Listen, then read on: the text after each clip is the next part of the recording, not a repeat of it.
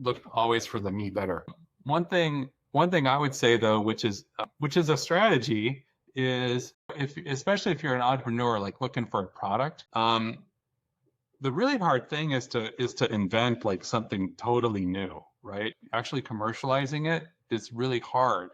And so one thing you can think about is like, well, let me just look out into the marketplace and see like what's actually working, right? What are some products out there that are just doing great, selling like gangbusters? And maybe looking at that and saying, well, okay, I'm not going to be, some unscrupulous counterfeiter, but I'm going to have like a me better strategy where I'm going to look at that product that's already out there.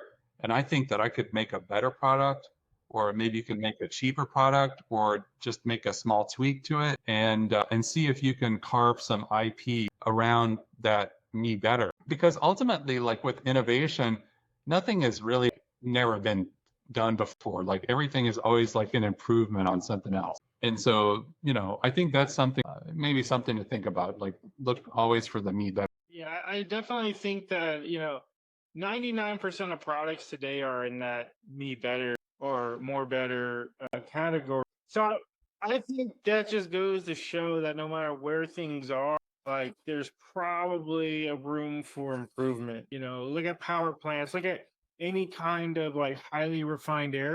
But I think the key, in my experience, is to find the shortfalls and really chase down the shortfalls instead of just saying, "Hey, Brian, I want you to make a better engine."